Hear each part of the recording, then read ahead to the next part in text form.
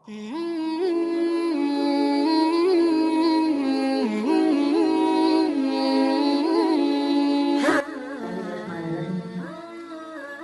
علیکم بچوں، حسب معمول ہم اپنے سبق کا آغاز درود پاک سے کریں گے۔ اللہم صلی علی سیدنا محمد وعلی وطرتی بیادی کل معلوم لک، استغفر اللہ الذی لا الہ الا هو الحی القیوم واتوب الیہ۔ آپ لوگ بھی پڑھ لیجئے۔ بچوں، آج ہم جو لیسن پڑھ رہے ہیں اس کا عنوان ہے حج اور اس کی عالمگیریت۔ عالمگیر، دیکھیں عالمگیر کا مطلب ہوتا ہے بادشاہ۔ اب حج وہ عبادت ہے، اسلام کا وہ رکن ہے، یہ 5واں رکن ہے بنیادی ارکان میں سے، اور یہ وہ رکن ہے جو تمام عبادات کا مجموعہ ہے۔ یہ سب سے بڑا اجتماع بھی اسی میں ہوتا ہے۔ حج کے لغوی معنی ہیں زیارت کا ارادہ کرنا۔ ان کے لغت میں ڈکشنری میں اس کی کیا معنی ہے؟ زیارت کا ارادہ کرنا، کسی چیز کو دیکھنے کا ارادہ کرنا، نیت کرنا۔ اب ہم دیکھتے ہیں اس کے اصطلاحی معنی کیا ہیں۔ ان کے شرعی اصطلاح میں حج کہتے کسے ہیں؟ ایک مسلمان کا مکہ مکرمہ جانا، خانہ کعبہ کا طواف کرنا، سعی کرنا، منا میں قیام کرنا، میدان عرفات جانا، قربانی کرنا، سر منڈانا یعنی بال کٹوانا یا پورے بال اتروانا، یہ سب چیزیں جو ہیں یہ حج کہلاتی ہیں۔ ان کے جو انسان یہ تمام مناسک ادا کرتا ہے تو شریعت میں اصطلاحی معنوں میں ہم اسے کہتے ہیں کہ وہ اس نے حج ادا کیا۔ اب ہم دیکھتے ہیں کہ حج کی فرضیت، یعنی کہ یہ کس نے کہا کہ یہ کیا کرو؟ اللہ پاک نے قرآن پاک میں ارشاد فرمایا وَلِلَّهِ عَلَى النَّاسِ حِجُّ الْبَيْتِ مَنِ اسْتَطَاعَ إِلَيْهِ سَبِيلًا، کہ لوگوں پر اللہ کا یہ حق ہے کہ جو بھی استطاعت رکھتا ہو اس کے گھر کا حج کرے۔ اب حج ہر عاقل اور بالغ مسلمان پر زندگی میں ایک مرتبہ فرض ہے۔ اب دیکھیں یہ وہ عبادت ہے جو بدنی اور مالی، ان کے جسمانی اور مالی دونوں طرح کی اس میں مشقت شامل ہے۔ جسمانی مشقت بھی اس میں شامل ہے اور انسان کا مال بھی خرچ ہوتا ہے۔ استطاعت سے مراد ہی یہاں پر یہ ہے کہ جو انسان مال بھی رکھتا ہو اور ساتھ ساتھ اس کی صحت بھی اس بات کی اجازت دیتی ہو کہ وہ جب وہاں جائے تو وہ اچھے طریقے سے تمام مناسک کو ادا کر سکے۔ مال بھی اس کے پاس ہو، یعنی ایک تو اس کے پاس اتنا مال ہو کہ وہ وہاں تک جا سکے، وہاں جا کر اپنی ضروریات کو پورا کر سکے۔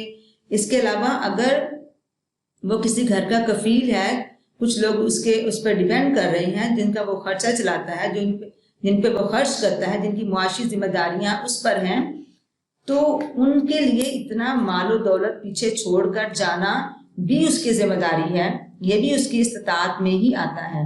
اس کا مطلب ہے کہ استطاعت رکھنا۔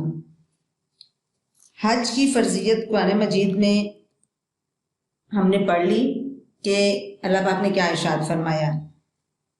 اب نیکسٹ ہم دیکھتے ہیں کہ حج کے دوران کون سا ایسا جملہ ہے جس سے مسلمانوں کی وحدت جو ہے وہ پتہ چلتی ہے۔ حج کا ہر رکن ہی، اس کے تمام مناسک ہی اس بات کا مظاہرہ کرتے ہیں کہ یہ مسلمانوں کے ملی وحدت کا ثبوت ہیں یہ تمام کے تمام۔ سب سے پہلے تلبیہ دیکھیں، جیسے ہی احرام باندھتا ہے انسان، 2 سفید چادروں کو کہا جاتا ہے احرام۔ جیسے ہی انسان احرام باندھتا ہے تو 3 مرتبہ کم از کم اس کے لیے کہنا لازم ہے، لبیک اللہم لبیک لبیک لا شریک لک لبیک ان الحمد والنعمت لک والملک لا شریک لک۔ یہ الفاظ ہر احرام کی نیت کرنے والا، احرام باندھنے والا 3 مرتبہ کم از کم دہراتا ہے۔ اس کے بعد تمام حج کے مناسک کے دوران ہم دیکھتے ہیں، آپ لوگوں نے بھی ٹی وی پر دیکھا ہوگا، سنا ہوگا، ہر طرف یہ جو الفاظ ہیں تمام حاجی، تمام حجاج کرام اس کو یک زبان ہو کر بول رہے ہوتے ہیں، اور یہ وہ الفاظ ہیں جو انسان کے اندر ایک روحانیت پیدا کرتے ہیں، ایک عجیب مسرت کا احساس ہوتا ہے ان الفاظ کی ادائیگی کے بعد۔ اس کا ترجمہ دیکھیں آپ، حاضر ہوں اے اللہ، میں حاضر ہوں، میں حاضر ہوں، تیرا کوئی شریک نہیں، میں حاضر ہوں، یقیناً تعریف سب تیرے ہی لیے ہے، نعمت سب تیری ہے، ساری بادشاہی تیری ہے، تیرا کوئی شریک نہیں، اس کے الفاظ پہ غور کریں. دیکھیں انسان جب ان الفاظ کو ادا کرتا ہے تو اپنے آپ کو ذلیل، حقیر، کم تر، اس کا ہر لفظ جو ہے وہ اس بات کا گواہ ہے کہ انسان اپنے آپ کو اللہ تعالیٰ کا عاجز اور انکساری والا بندہ جو ہے وہ ظاہر کرتا ہے. اب دیکھتے ہیں ہم حج کے فرائض، کہ حج کے مناسک بھی ہیں جن کا ہم ڈیٹیل میں بعد میں ذکر کریں گے. آج ہم صرف حج کے فرائض پہ بات کریں گے کہ جن کے بغیر حج کی ادائیگی نہیں ہوتی، حج ہوتا ہی نہیں ہے. ایک تو احرام باندھا جس نے نہیں ہے، احرام کی نیت نہیں کی، اس کا حج نہیں ہوا، نیت ہی نہیں کی، احرام ہی نہیں باندھا. مردوں کے لیے 2 انسلی چادروں کو جو کہ سفید رنگ میں ہوتی ہیں ان کو احرام کہا جاتا ہے، اور عورتوں کا لباس ہی ان کا احرام ہوتا ہے، انہوں نے صرف نیت کرنی ہوتی ہے. اور احرام کے بعد یہ ہوتا ہے کہ انسان پر وہ بہت سارے جائز کام جو عام لباس میں، عام زندگی میں اس پر حرام نہیں تھے وہ حرام ہو جاتے ہیں، یعنی کہ منع ہو جاتے ہیں. جیسے کہ خوشبو لگانا، خوشبو والا کھانا کھانا، خوشبو کو سونگھنا، اپنے چہرے پر کپڑا لینا یعنی کہ کپڑا ڈھانپنا. اب مردوں کے لیے کوئی ایسا جوتا پہنا جس سے ان کے پاؤں کے اوپر والی چھت جو ہے وہ بھی ڈھانپی جائے. اس طرح کی بہت ساری چھوٹی چھوٹی چیزیں، کسی بھی جانور کا شکار کرنا، یہ تمام چیزیں احرام میں. اپنے جسم کا کوئی ایسا حصہ جہاں پہ کوئی بال ہے تو وہاں سے آپ نے بال نہیں اترنا، ایون آپ کے سر کا بال جو ہے وہ بھی نہیں اترنا چاہیے. کنگھی نہیں کرنی ان دنوں میں، اگر کنگھی کریں گے آپ کا کوئی بال اکھڑ گیا تو آپ پہ دم واجب ہو جائے گا، یعنی کہ آپ پہ دم کہا جاتا ہے جو ایک جرمانہ کہہ سکتے ہیں، جو کہ ہر جس سے بھی کوئی کمی بیشی ہو جائے، اس میں کوئی غلطی ہو جائے وہ ادا کرتا ہے. ادا کرنا جو ہے وہ دم کہلاتا ہے.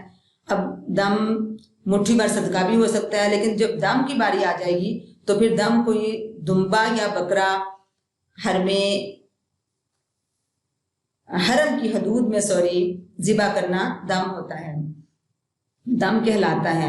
پھر یعنی کہ احرام جو ہے یہ لازمی ہے، اور احرام کی پابندیاں وہ بھی میں نے آپ کو چند مختصر سے ذکر کر دی.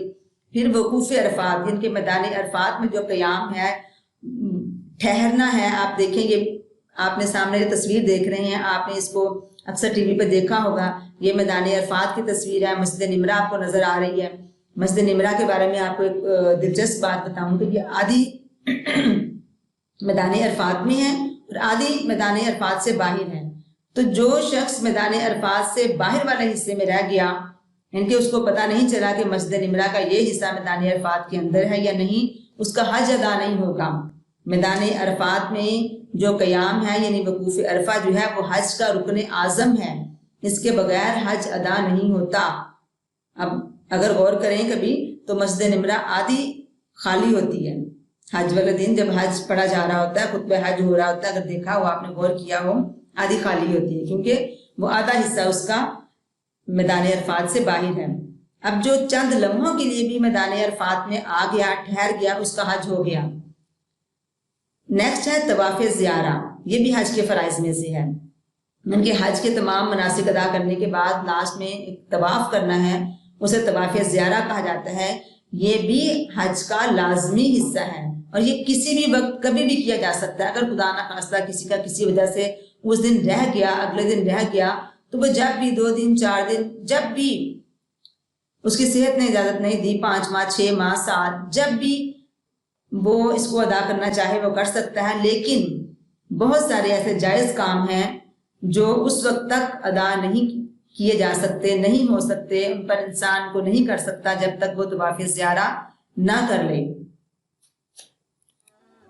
اس کے بعد ہم مناسک پر ہم اگلے اپنے پیریڈ میں بات کریں گے.